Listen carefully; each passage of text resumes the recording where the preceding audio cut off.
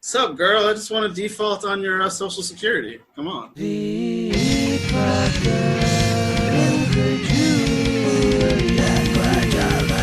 from the Boston Commune. See that picture with? Did you see that picture of Elon Musk with his baby? No. Fucking like rich people don't know how to hold babies. This is great. But hold on. All right. So let me get back. People don't know how to do anything. In regard to like listening to death metal, I do think like I can listen to my fucking music whenever I want to. You know, that's something that I don't have to defend. It doesn't change the way that I feel about women or society or anything. Like it is purely parody in my brain. But I think it is kind of important that I keep it that way, you know, because there are some pretty insidious ways that multimedia can radicalize people sort of subconsciously. Like that was the whole deal with Rage Against the Machine, repeating certain radical phrases. But I don't get that with death metal. I can't even fucking understand the lyrics, you know what I mean? Like, yeah, you're allowed to have guilty pleasures. Exactly. Yeah, I watch a lot of like politically questionable exploitation films from like the 80s. So, like, I understand what it's like, you know. You have the things that you have, the guilty pleasures that you enjoy, but it doesn't necessarily... It's because, like, something has happened on the left, and specifically, like, the online left recently. And I was talking to my brother about this a couple days ago. Like, there's been a lot of people who have tied, like, their political lens to, like, they make that the only lens that they engage with the world with. And so, like you engage with art through, like, a political lens, and you engage with, like, social situations and like political lens, and even through like trying to build camaraderie and like friendship and all that thing, like you can sometimes fall into the trap of viewing it through like the political lens only, and in that way like you are almost blinding yourself to like every other aspect that is enjoyable about something. You can't really tie politics and culture like that closely together. It is true that like politics and political power is the thing that protects a community for them to flourish as a culture and develop as a culture. But at the same time, to say that like a person's culture is directly reflective of their politics, I think is a fallacy. And so like everyone is allowed a guilty pleasure, be it like death metal, be it like weird exploitation movies from the 80s that are very gory, or like whatever it is, you know? It's important because we have to be welcoming of each other, and we have to appreciate the things that we find, the beauty that we find in the other things that our comrades appreciate. And we have to be like, try to like look at things through their eyes and empathize with another person's point of view, because that's the fucking point of this project, really. That's a huge fucking aspect of it. So if we're not like willing to do that to comrades, if we're unwilling to maybe like take the benefit of the doubt or something, then I don't know, it leads down bad roads in my opinion. Agreed. As fucked up as it may sound, like I can empathize with people of just about all political persuasions, not because I agree with them, but because I understand how much we are a function of our networks or lack thereof. Yeah. I mean, that's kind of like how the alt-right became what it is. Yeah, most people fall into the politics that they have because they're trying to find some sort of explanation for the world. And it's or just like, trying to find people that they can engage with that won't use whatever criteria that is, you know, socially acceptable. Like, I didn't hang out with the fucking, when I was a freshman in high school, like, I chilled in the hallway. I didn't eat in the cafeteria because that was where the weird kids were. But they weren't bad people. They were just fucking weird. And they smoked too much weed. There can be this sort of online-ish hegemony that forces some people out of the movement because they feel like they're being judged, on arbitrary things. Yeah. You know, where it's like the discourse has already been had. There's no more room to, explain to people, like, especially like with like addiction and sex work, like it can be very difficult to have a wholesome take of that. Through, like you were saying, a purely political lens. Everybody has like a personal path through recovery the same way that everybody has like a personal path into the whatever political bucket they feel like they land in. It's not like we're born communists or conservatives or whatever. Like, we are influenced by friends, family, media. Arbitrary surroundings. Exactly. Yeah. Jobs, like personal experiences, things that have have happened to loved ones. Like somebody who's been robbed a bunch of times is probably going to be a little bit more paranoid about their personal property. And I can totally empathize with, for instance, people who feel like they need to carry a gun to keep themselves safe. I don't think that removing access to guns, or ostensibly removing access to guns, will serve as any genuine solution to societal ills, because people will still be traumatized and impoverished and looking for blood, basically. Like, something as simple as the temperature can influence how violent people get. And I mean, Sam Cedar is obsessed with the leaded gasoline connection. I don't know how much I buy into that, but I mean, the statistics do kind of bear out. Like, it's people not exposed to more leaded gasoline are more violent. Yeah, like the amount of lead in the atmosphere is like directly correlates with violent crime. Like, it's true, but correlation does not mean causation. It's true. I mean, just because just because shootings tend to spike during heat waves isn't necessarily causation. Doesn't mean the sun is an evil demon causing people to act out. I think we gotta cancel the fucking sun. It's true. The baby witches put a hex on the moon, so we gotta go for the sun now. Vitamin D canceled. It's gonna be one of those episodes, man. We're all get very weak bones.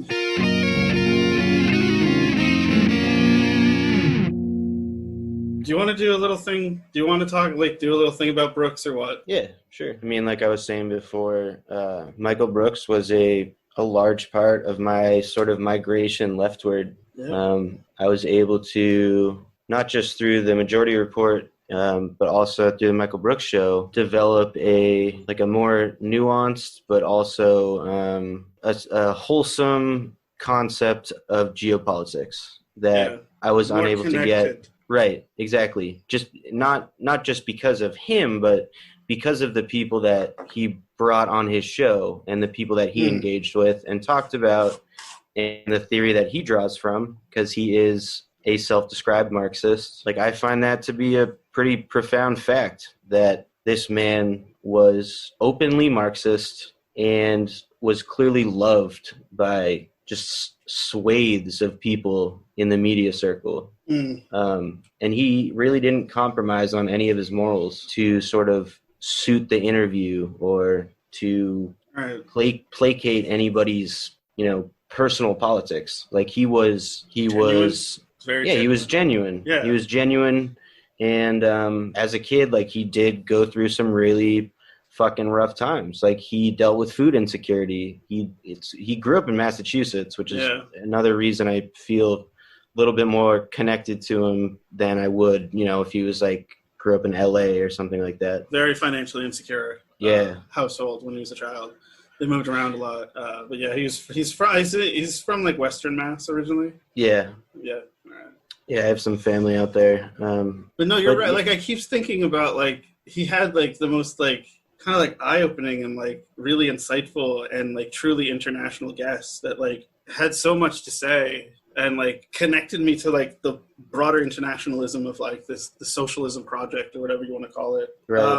I don't want to rag on the Majority Report that much.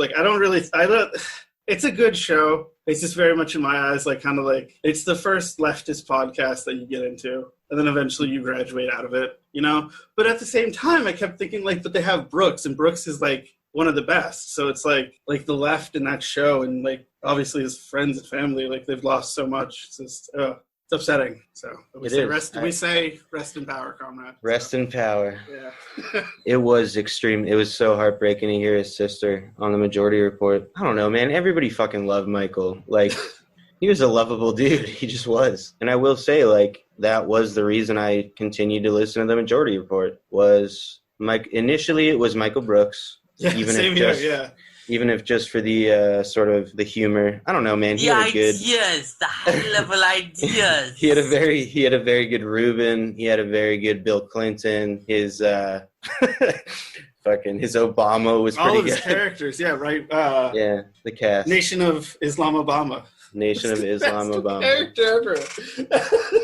Without him, I would not have as solid an understanding of international politics as it stands now, because I had gotten to the point where I had to stop watching Democracy Now! Because it was too fucking depressing. And it took somebody like Michael Brooks to be able to bring a spark of optimism and, like we were talking about, spirituality and humor, to be able to actually sit through that and learn about it and not feel like completely fucking hopeless at the end of an episode. That kind of connects to like what we were talking about earlier, because of a lot of his humor. Like if you take it, like if you take the character of like right-wing Mandela or Nation of Islam Obama like out of context, like it's like impossible to explain. But then when you hear like the impersonation, you're like, oh, I get it. I get what he's doing. And like that speaks to like, again, like you have to allow people the little enjoyments that they can have in life. You know, if it is like a crass joke, just let them have a crass joke. I mean, there are some certain jokes you shouldn't be making, of course, but you know, if it's something that's a little on shaky ground, like maybe you can forgive it sometimes, you know? I don't know. I fumbled there a little bit.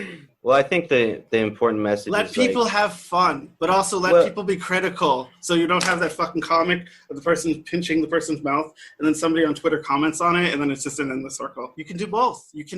And I feel like there need to be people making fucking mistakes on the regular, because of course, in any movement, you need people making mistakes, because how else will we learn? This is a segue. Now it's time for something new. All right, Joe, if you want to.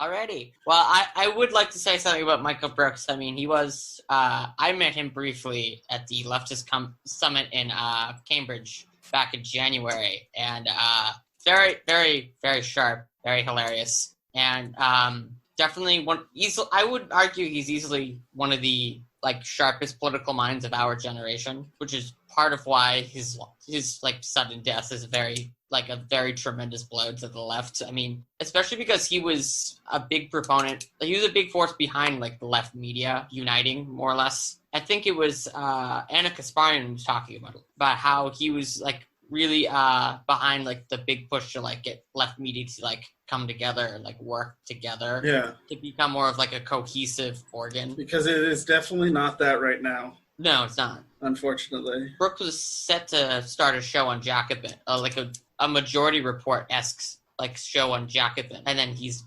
dead. And he was also about to come out with another book. I would compare him to James Connolly.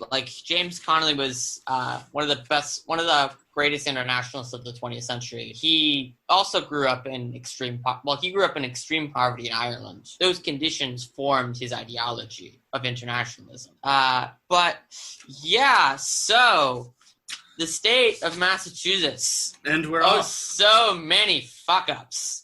So many fuck-ups. We have this garbage bill that's making the right shit themselves because, oh my god, we want to hold law enforcement accountable. Even though it's not actually doing it at all, because the bill proposes we're gonna get rid of qualified immunity and replace it with qualified immunity by a different name. Yeah. Meanwhile, the right is bitching in the Lowell Sun about how the progressive left is coming for our freedoms. God forbid we do something, even though we're not even doing anything. All right, I need to make this point now because it is so fucking misunderstood.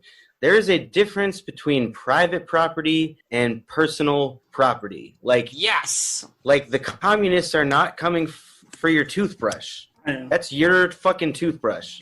Private property is wealth-producing property. It is the capital that is invested to produce more capital. It's the factories, it's the machines, and I had this sort of epiphany last night in the shower. It was a shower thought, r/shower thoughts, that under the capitalist mode of production, the slave-owning class, the capitalists, their private property was the slaves. The slaves were, for all intents and purposes, what would today be the machinery in the factories. They were purchased on the market. They were expected to generate more capital, and then when they stopped being able to fulfill their purpose in the workplace, they were sold on the market at a discount to another capitalist. It's why they were called chattel slavery and not just, slavery. Right. But the thing I really wanted to talk about, I just wanted to gripe for 3 seconds about the stupid bill because our legislature is useless as fuck. Can I say something about it real quick? Sure, why not? Go Because on. I've looked at this bill. The taxes on marijuana sales in Massachusetts will go to paying for... Yeah, exactly, facepalm. Paying for more... For fuck's sake! More equipment for the police and such. So that's the Mass budget, baby. At least that's the House version. So this sorry-ass state, we have the highest unemployment rate of any state in this godforsaken country. Coming into this month, Massachusetts has an unemployment rate of 17.4%. For perspective, the national unemployment rate is 18%. That would be understandable if we were actually in a full lockdown, like, I don't know, what Italy did when they cut activity from 100% to 3%. When we went into lockdown in the end of March, we dropped to 40, 50%. We never actually went into a lockdown. So we're at 17.4% unemployment, despite the fact that we're basically reopened. Front cover of the Metro section on Sunday. Giant photo of a fuck ton of people on a beach in Southie. Not a mask to be seen. The entire goddamn photo. We're not even getting anything out of this massive skyrocketing unemployment rate. And here's what's going to happen when those people finally start getting jobs again. They're going to get rehired for 40% pay cuts. It's already started happening as of May, where companies are rehiring their workers at significant cuts to their pay. The UMass school system, which is the third largest employer in Massachusetts, announced this morning they are cutting 6% of their entire workforce. That doesn't sound like a lot, but they're the third largest employer in the state. They have already terminated 130 employees. Marty Meehan, the UMass president, also announced in this press statement that another 397 cuts are coming. They've already cut about 1,200 jobs. That's from the entire school system of UMass? Yes. Not okay. UMass employs 24,000 workers. Yeah. They've got a lot of campuses, people. They cut 134 out of 24,000 workers already. Another 400 cuts are coming. They cut 1,125 student and temporary jobs. 3,000 workers are going to be furloughed. All as part of a $171 million budget cut. The interesting thing about that is that under the CARES Act, UMass is getting $119 million in relief aid. So why the fuck do we need to make what are they doing with that money? $170 million in pay cuts? As part of this, they're also, for the very first time, they're justifying part of this budget cut. They're freezing tuition for the first time. And the official quote in the paper was, officials had increased tuition annually to mirror inflation for the past several years, but it will remain at last year's levels for the 2020 to 2021 academic year. So it's funny how that works. The cost of tuition can rise with inflation, but wages go into the floor. To further this point, between the year I was born and the year I began at Westfield State University, the cost of tuition at Westfield State University increased by 4,000% between 1996 and 2015. 4,000% increase. And that was after that massive inflationary period in the sort of Reagan era. The year I was born, you could have used the meal plan for my freshman year to pay for an entire semester at Westfield. When I'm talking about tuition, I'm talking about room and boarding as well. So we have the worst unemployment rate in the state. We have the third highest total number of deaths from COVID in the entire country. We have the fourth most deaths per capita. We have the seventh most cases total cases per capita, and the ninth most cases, total cases overall. For context, Florida has 3,000 fewer deaths than we do, despite having a population that is 4 times our size. What the fuck, yo? Massachusetts has, as of about 7 o'clock tonight, 8,450 dead from COVID. Florida, 5,205. We're literally not getting anything out of this. We are 9th in overall cases at 114,000. For context, the state of New Jersey has 179,000, despite having double the population. You were talking about the biggest employers in the state. I just want to remind our listeners that the biggest employer in Massachusetts is Partners Healthcare. Oh yeah. This is the healthcare state. This is how fucking great we're doing. Yeah, we're the healthcare state, but we have the third highest death toll of any state in the country. And that's about 60% of the population of Massachusetts that works in the healthcare industry. If you're wondering why this state didn't go for Bernie, that's the reason why. Actually, if you really want to blame any particular group, I'm just going to lean into my hatred of boomers. If you look at the exit polling, Bernie dominated amongst everybody under the age of 55. And he got like 12% of the vote with people over 60. Bernie did worse amongst old people in 2020 than he did in 2016. It's an interesting trend. He did even better this time around with young people than he did last time, but worse than he did last time with old people. Because he got like 30% of the senior vote last time, and this time it was more like 12%. That's how much old people hate Hillary Clinton. In defense of old people, Lenin was pretty fucking cool when he was old, so... Yes, Lenin died when he was like 54. True. What are you talking about? All right. Well, we don't have to get into the specifics. He was old for his time. All right, this was Tsarist Russia. He was an old man. I'm gonna call him an old man. You want me to go look up the life expectancy of Russia in the year 1910? He was 53. Sorry, guys. I'm gonna call him an old man. Old. For the sake of argument. That makes sense. Fine. Both of my parents are older than Hammond. How the fuck is he old? Shit. I'm increasingly coming to agree with the sentiment espoused by the host of the Discourse podcast, where it's like, we aren't really going to get anything done until the boomers die. Brandon Sutton is fucking awesome. Brandon Sutton is the man. He is. He's wonderful. He's like my favorite conspiracy theorist. Oh, the way... The flat earther talk. Yeah, the way that he links conspiracy theories to, like, the conservative mindset is very interesting. And, like, the way he was able to coherently, like, lay out, like, this is how flat earthers get you, man. Joe, what's your next topic? I mean, it's seriously insane. Like, how is the healthcare state this incompetent? Like, I don't get why people praise Baker. He's fucked this up at every possible opportunity. The T isn't actually requiring anybody to wear masks. They're doing the same thing like the Massachusetts Senate is with this stupid, like, reform bill. Oh, we're mandating that everyone wear a mask, but we're not going to enforce it. In post, I am going to put in a clip of one of those fucking whiny rants that Charlie Baker goes on. We've literally got to the point where our basic position is until the thing shows up here in the Commonwealth of Mass, it doesn't exist. I feel like that's how he gets through to that constituency of like... you guys are actually making me do something. No, it's like...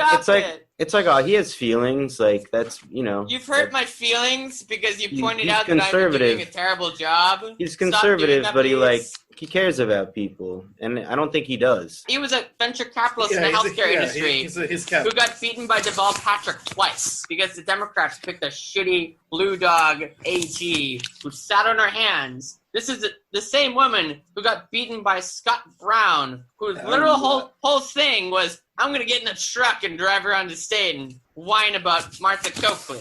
Massachusetts Governor to Bain Capital Pipeline, and the other way around. And he gets reelected because the bourgeoisie is perfectly fine with what they have now. I swear, the bourgeoisie in the state are morons. Like, oh no, we must prevent a Democratic governor from getting to office because we need some way to prevent the Democrats in the legislature who have a ridiculously massive supermajority where they can do whatever the fuck they want, from like taxing us to help poor people, even though they can do that anyways if they felt like it, which they don't. It's like the Republican strategy in blue states. Like, I'm not a sociopath, and I'm gonna like pretend to like say nice things to people, and I might say I'm like nominally pro-choice, but I'm still terrible and want to like wage the class war for the ruling class. We call that the dictatorship of the bourgeoisie. The only true defense for the proletariat is the extermination of the bourgeoisie. Parody. Not really. Yeah, you guys, during the Russian Revolution, that was a joke.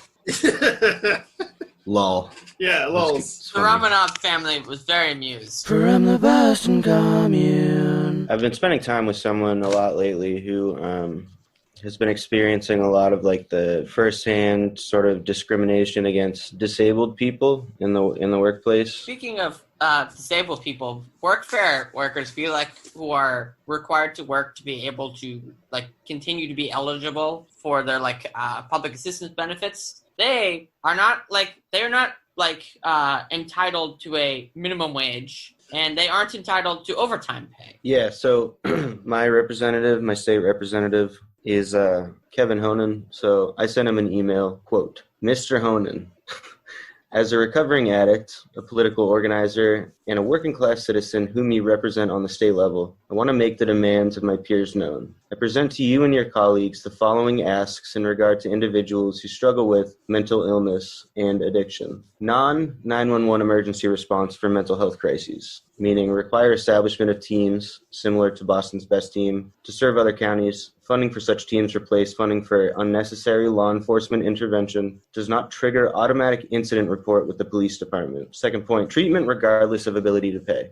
Increased access to novel therapies and safe injection sites. Consistent DRT MAT, so that's drug replacement therapy and medically assisted treatment that doesn't place an undue burden on patients. Minimal co-payments for psychiatric medications. Or, I mean, in a perfect world, there wouldn't be co-payments, but we don't fucking live in a perfect world, obviously. Third point, restorative and rehabilitative Perfect justice. World. We don't even live in a good timeline. We're in the bad That's place, true. man. We're in the bad place. We live in the late capitalist hellscape, where we know the price of everything and the value of nothing. Plugging This Is Hell podcast. Plug. All right. Third point, restorative and rehabilitative justice. Assisted outpatient for, e.g., those who struggle with schizophrenia and bipolar. Substance use disorders treated as a disease rather than a moral deficiency. Continuity of care, support for healthy societal reintegration, meaning stable housing, medical, and transit. And lastly, protections for workers. Anti-discriminatory policies, investigations into allegations of harassment, sexual and otherwise, in the workplace without conflicts of corporate interest, and the right to earn a living wage on a consistent work schedule. We deserve to be heard. Never forget who you are, at least ostensibly, accountable to. We never will. Regards, Jesse Talbot. You know, that's really hilarious, like the nominally part, because my state rep is actually in federal prison for,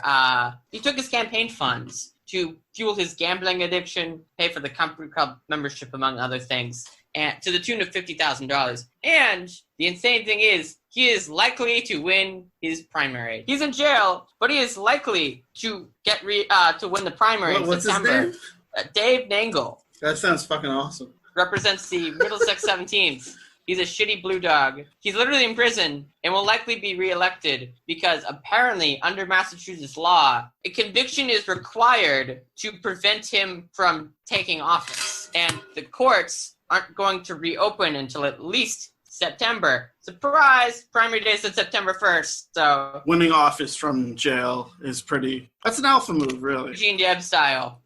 Well, I mean, it essentially happened to Lula. Yeah, that's true. But, like, Nangle actually did the thing. That's the difference. He actually did the thing he's being accused of. That is an important distinction. And might I remind everyone that Operation Car Wash was a fucking... It was a scam. Fraud. Mm-hmm. Fake news. Fake news. It's fake news. Alternative facts. Yeah. You know, honestly, every time that I hear the phrase continuity of care, I can't keep a straight face because that was the euphemism that Mitch McConnell used during the entire ACA repeal in 2017, and I was following that very closely because I was very, very, very much aware of the fact that like my health insurance was at stake because I was like 20 at the time. So I was very much aware, like, oh, if they actually blow up the ACA, I'm out of health. I'm shit out of luck and don't have health insurance anymore. You'd always use the euphemism continuity of care to mean, yeah, we just want to like fuck over poor people even more. Yeah, just to clarify, at least from my background, continuity of care is supposed to mean that, like, for instance, if you go into detox, you're going to get, you can go from detox to a short-term intensive like inpatient program. They'd call it CSS to TSS, which is transitional. to like a proper halfway house or whatever. So this illustrates that either Mitch McConnell doesn't know what the fuck he's talking about, or he knows that most people don't know what the fuck he's talking about either. The mechanism he was referring to is like, oh, we'll make sure that like people still have health care, but they'll be forced to buy into Paul Ryan's wet dreams, the health savings accounts. So we will provide continuity of care by allowing Americans the choice to invest in a health savings account. Paul Ryan's continuity of care is like, you can go to the GNC and get protein powder and go directly from there to the fucking gym to get swole. Yeah, sup, girl? Actually, Paul Ryan's girl? I just want to take away your health care. Actually, Paul Ryan's continuity of care is if you make under a certain amount of money, you can just die. Yeah. Same thing. Which is why he's now a lobbyist.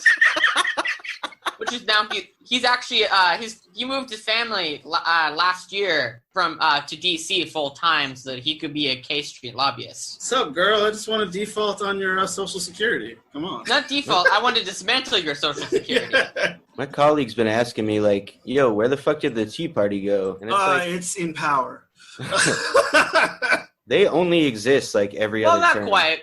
No, I would say the truest the truest essence of like the Tea Party that is left is like the Freedom Caucus, like the far right wackadoodles that they are. That is the party. Yeah, that is the entire party. The alt-right are they're like the fringe block that's like. Well, what is the alt-right? Is a fringe block. No, like within like the congressional party, not the party itself at large. Because there's a difference between the congressional GOP and like the GOP base. Who's the president? Well, that's the funny thing about it is that like the Freedom Caucus is irrelevant because of Trump. Because Trump is still like he is the fucking leader of like essentially whether he knows it or not, he's still like the leader of the alt-right contingent in our actual federal government. I'll shorten this. He is their Führer. Yeah, they are in power now. Yeah, he's like the biggest Pepe of the land. Mm-hmm. Fucking, we got a Cheeto in the White House. I mean, the former head of the Freedom Caucus is now the chief of staff of the White House. So, God damn it! I mean, Mark Meadows, the former chair of the Freedom Caucus, is now the White House chief of staff. So, actually, what was really fucked up is that there was this like far right guy in North Carolina who won a congressional primary. He's my age, and he goes, I really like Paul Ryan, but like Paul Ryan didn't go far enough. And I was like, Jesus Christ, where was he like grown out of a laboratory? He's like the mask-off fascist equivalent of Pete Buttigieg, but younger. I like him. Sounds good. I don't know what's worse, him or the TrueAnon candidate that won a congressional primary in Colorado. She knocked off a Republican incumbent, 8-term GOP incumbent, was knocked off last month by a TrueAnon believer. This is where we're going as a society. It's going to be like the socialist left in Congress duking it out with the TrueAnon people come like 10 years from now. As the world is on fire and we're dealing with climate refugees, in the halls of power, QAnon is duking it out with the socialist left. I don't know if it's like the accelerationist in me, but I from like a sort of historical materialism perspective, like that is that's like the dialectic coming to a head. If we have the extremes on both sides, like it that sounds like an inevitability as well. So yeah, I mean, like either there's going to be a fascist dictatorship or there is going to be a socialist uprising, and luckily has tended to play out in favor of the socialist uprising. Unfortunately, we don't have a Daddy Stalin to take care of us. If history is a guide, we are in very dangerous times, but very potentially beneficially opportunistic times. I would look to Weimar Germany as a good example of where we are now in terms of like the two extremes are coming to the fore. Because at the same time the Nazis were starting to rise to prominence in Weimar Germany, the communists were also like rising to like the only party that was actually capable of contending with the Nazi party. When the far right and the rise, the left is usually also on the ascent at the same time. Yeah. So, which is why I find it to be a very dangerous but potentially promising situation we're in now, because the stakes are very high. Like the left is in a promising position, but if we fail, the far right is in power. I mean, yes, of course, we can look to history to see how these things have played out, but it's going to look different when the global power is the one that's undergoing this transitionary phase, because it's not going to be, Chile that has to deal with fucking the CIA. Like, it's going to be us, yo. Yeah. It's going to be very strange. And don't forget that historically it was the liberals and the Catholics who sold out the communists. It's what Catholics are good for. We had a whole episode last week about that.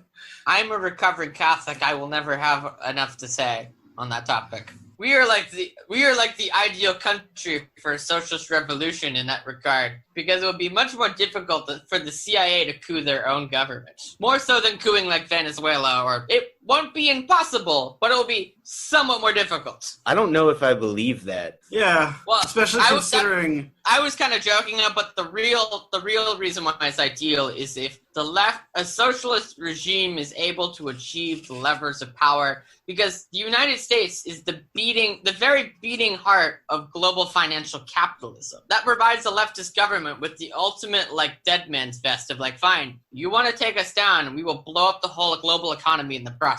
If you want to take us down, we're bringing the rest of you fuckers with us. Because all that government would have to do is allow the U.S. government's loans to default. All the exchange rates are tagged to our money. If we allow our debt to default, our credit gets downgraded. If the U.S. credit gets downgraded, that instantly triggers a global recession. Wouldn't be the first time the United States triggered a fucking global recession. You want to go on a capital strike? You want to go on a capital flight? Fine, we're going to blow up the whole global economy, and then what are you going to do? Honestly, dude, it would not surprise me if this happened, and China seized the moment.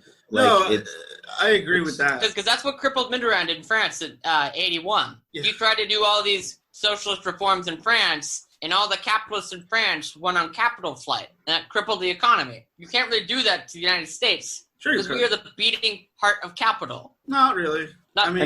We have been. Not to the same extent. We have been, but that's changing. Not anymore. Not really anymore. I get what you're saying, but I think if there's anywhere that's fertile place for them. But we are still the undisputed beating heart of financial capitalism. We're not necessarily the beating heart of capital overall, but we're still very much in control when it comes to the finance aspect of capital. That's true. Everybody still does business on the fucking American dollar. That's disgusting that we have the ability to influence that degree of financial activity. We're the least responsible fucking the United States is the last country that I would trust. This is what happens when you utterly annihilate everyone else in a world war and then establish a new world order, a new financial world order where you are the very center of everything. And then wait a couple decades for you to fuck up, and then everything goes to shit. Cliff Notes version of 20th century history post-war period. You got the credentials.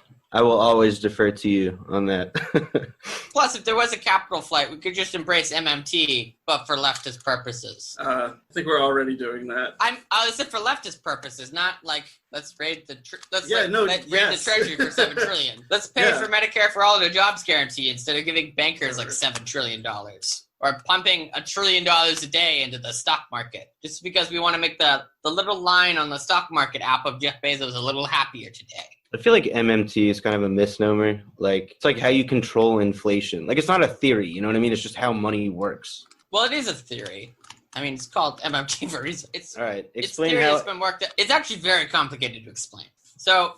the way that it works out is you're looking at money the wrong way. Money is, the sentiment for decades has been that the government doesn't have any money of its own, which is actually not true.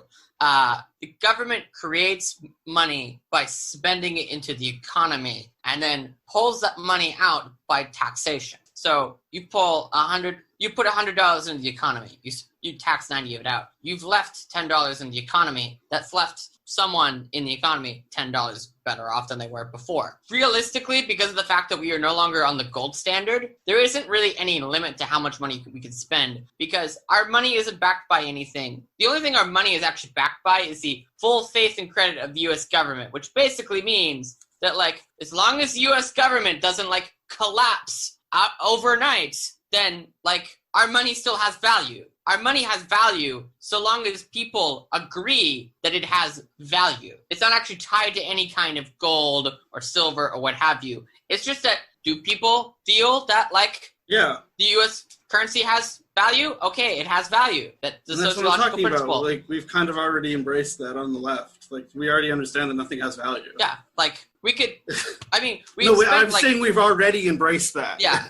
No, I'm, like, trying to explain it to Jesse, like, how, like, MMT works. No, I know how MMT works, but that's my point, is that we know it works this way. So, like, I guess I don't understand why it's considered, like, are there people who still think that the dollar is, like, tied to a gold standard or something? I guess. Like, it's like, is it, like, what's the, I guess I just don't understand, like, how is it theoretical? Like, isn't it just, like, that's literally what the government, that's literally how money works in this country. Like, yes, like it is, but, like, a lot of people don't get that, which is why it's still kind of, like, seen as a theory, because, like, we still have to go out and, like, convince people, no, this is not how money works. Money works this way. So it's like germ theory. Yeah. Yes. Okay. I mean, like, gravity is still a theory because you can't. Okay. That you still have helps. to convince people that, like, the government can't run out of money. The government's budget doesn't work the same way as a household budget. The U.S. government is literally incapable of running out of money. There is a money tree. It's called the U.S. Federal Reserve.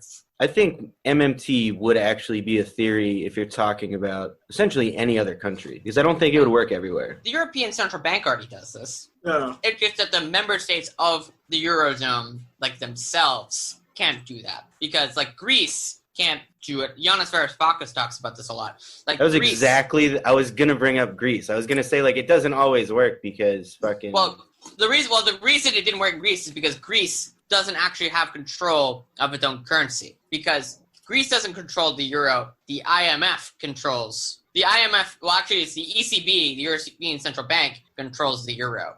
So Greece can't just print euros on its own as much as it would like. It needs the European Central Banks. And realistically, when we mean the European Central Bank, we're talking about Germany. And the Germans don't give a fuck about anybody other than themselves. And so, actually, it's really kind of fascinating. Adam Tooze wrote a whole book about this called Crashed, about how the debt crash, the crash of Greece and, like, the whole financial crisis in Europe was really basically this kind of Ponzi scheme where, like, you had countries like Ireland, Italy, Spain, Portugal, and Greece, they were forced to pay off debt owed by German financial institutions. And at the same time, the European Central Bank's being bailed out by the U.S. Treasury, because the Treasury gave a fuck ton of money to the European Central Bank because the European Central Bank couldn't cover its loans. Because it's like, oh shit, we're fucked because this crisis happened and we didn't have enough liquidity ready to go to prepare for this. So the Treasury goes,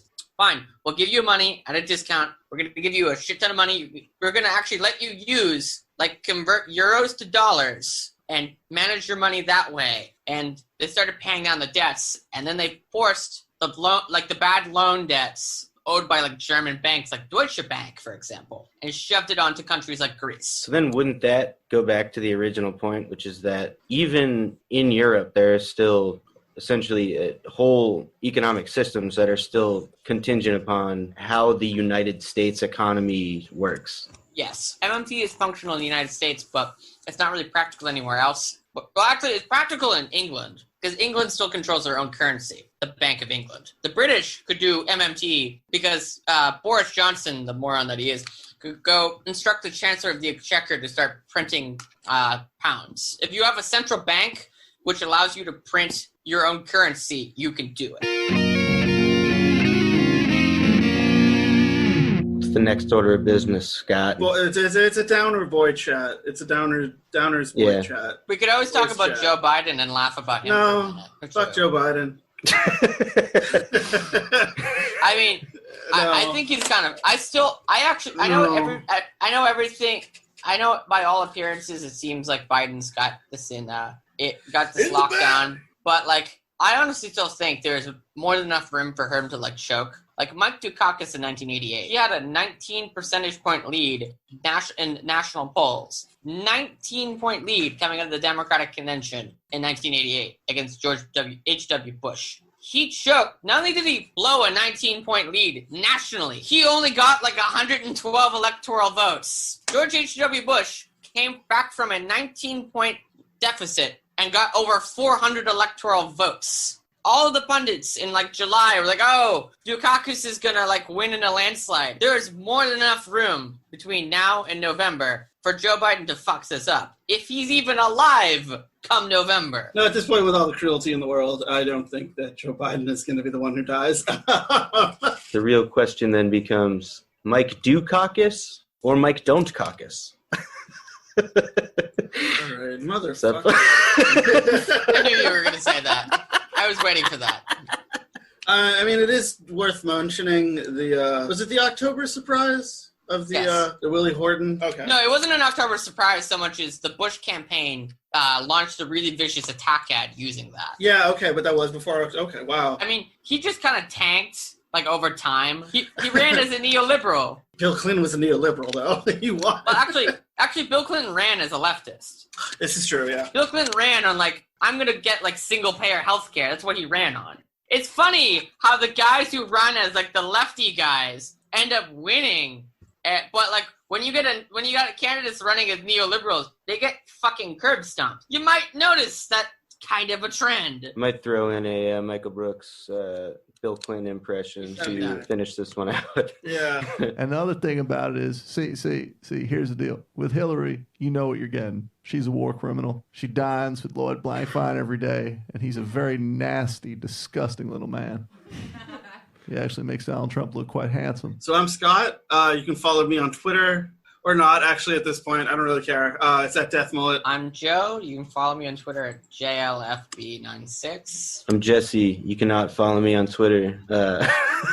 He has no social media. No, I do. I troll Facebook more than I should. I guess you can go to my SoundCloud, which is soundcloud.com/contingentsboston. And, of course, hit up comrade-rosie.org. We have an ask on the main page for some direct action and resources for people in the greater Boston area. Thank you, Jesse. And that's Epoch for the week, guys. Thank you. Have a good one. Everyone feel better.